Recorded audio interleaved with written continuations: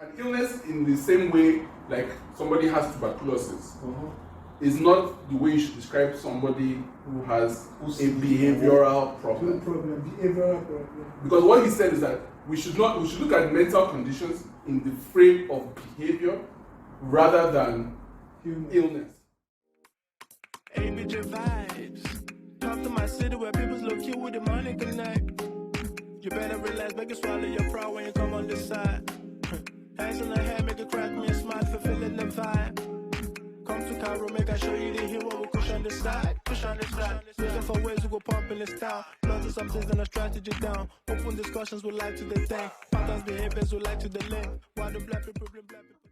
Yes, we can really push back on him on this issue that depression is a myth. Yes.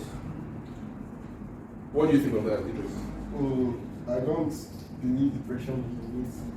Okay. Yeah, because I've actually seen people experience depression postpartum. Yeah, that kind of makes sense. But I mean, like, normal depression of, oh, I'm hungry, I don't have money.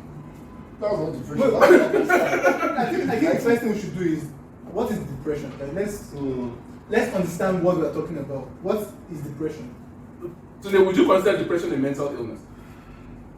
Or just a state of mind? And if you, it can be. Because even if you listen to the interview that Andrew Tate did with Desmond, even Andrew Tate did not directly say there is nothing like clinical depression.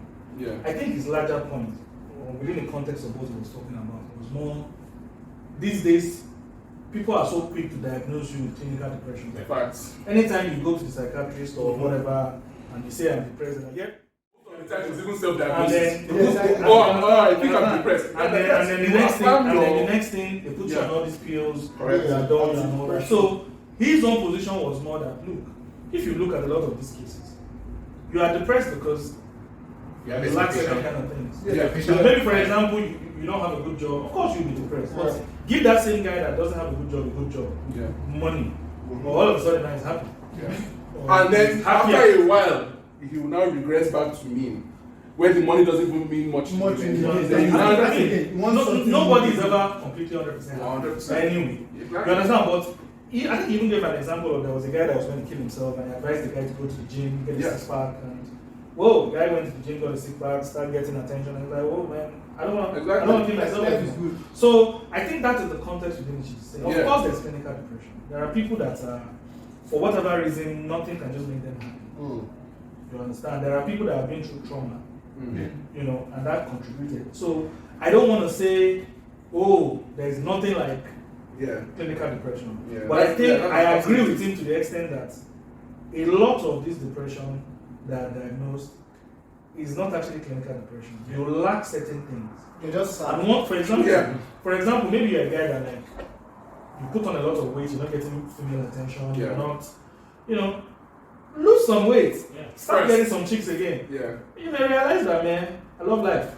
Right. You understand? So it's this is one of those areas where I think he explained himself well, but I think you have to look at the nuances. You have to take his views in and understand what he's really trying to say, rather than just say clip a 10 seconds clip.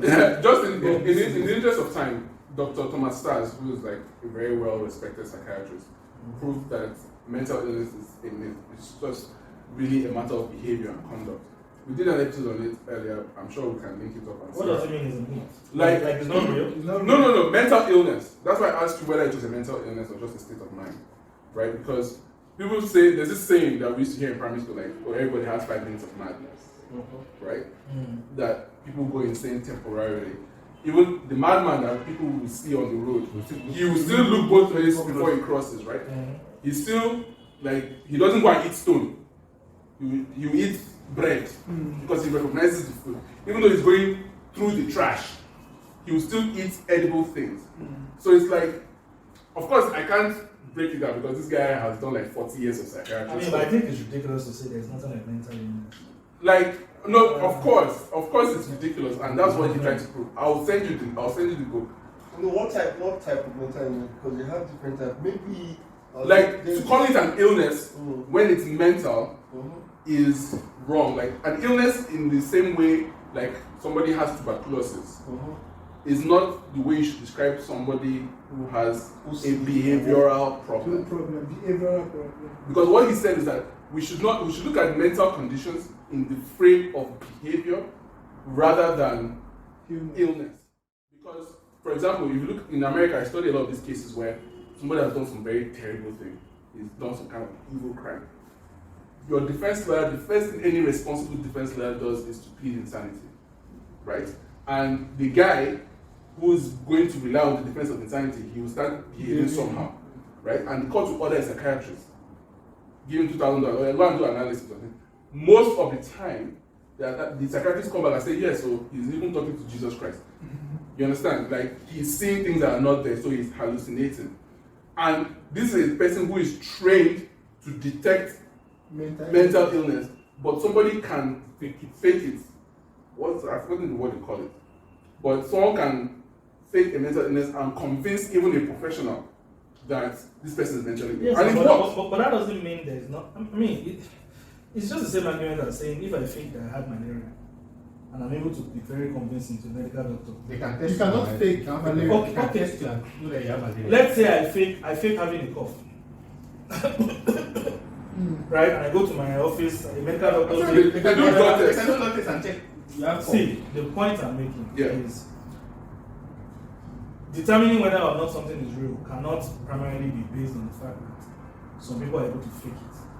You understand? Your ability to fake something does not mean it's not real. Right, true. What's mental illness? Mental illness is just there's an acceptable way people should act in society. Right. And somebody is not acting in line with that due to a dysfunction in their brain. Yeah. That is an illness. Right. And to further support the fact that it's an illness, there are medications that you can put the person on that the person will start acting better. You may not be able to fix the person 100%. You understand? For example, there are people that when that thing comes, they attack people that are violent. You can put them on medication that they are calm. That's an illness. That's an illness. So to say there is no... I mean... Yeah, like, as I said, this guy is extremely intelligent. Doesn't mean he knows what he's talking about. Sorry, the fact that he has a PhD Oh my God! EP, legit, top 5 in the city, competitions right here. Swear. All I know now, so my girl got no time.